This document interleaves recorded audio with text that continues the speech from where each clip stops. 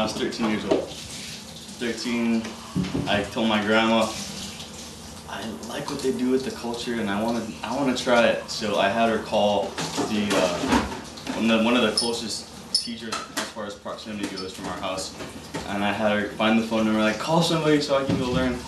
And so she called for me, and I went to the practices, and I loved it because it wasn't just the dancing.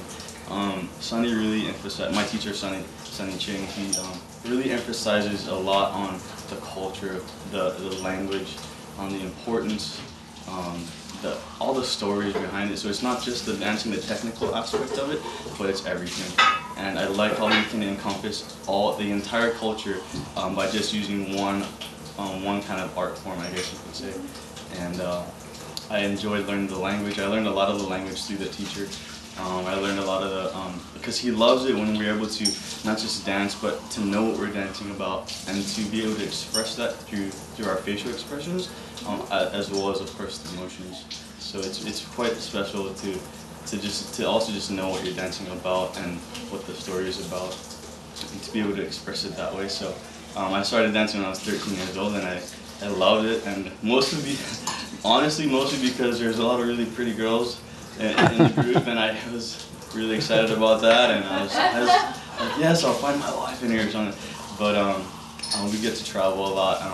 I entered my first competition when I was 14, and I was on, it's called the Merry Monarch Festival, and it's basically the Olympics of hula, or dance.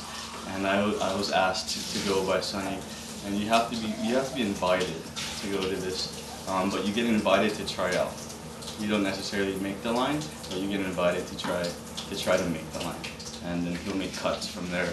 He thinks you're ready to go or not, and I made it at 14, and I said, "Oh, this must be something that I'm pretty good at."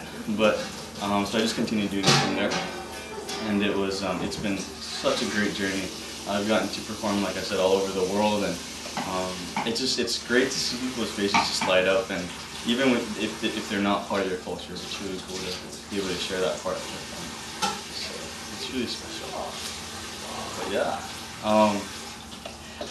one of my favorite songs I'll perform for you guys, but it's called Mokueo, and it's a place on this island, and it just talks about just the beauty of it, and just little things here and there. You could probably tell from the motions, but that's what it's going to be about tonight. It's a little slower. I'm not really feeling a little lively, so I picked a slower dance, but it's a bit slower, so it's a little bit more melodic. I don't think Josh has ever seen this either, but thank you in advance for being brave enough to do that. Yeah, absolutely. You get used to it when your family's like, get up and dance. Yeah. You know, like, you don't have any choice but to say yes.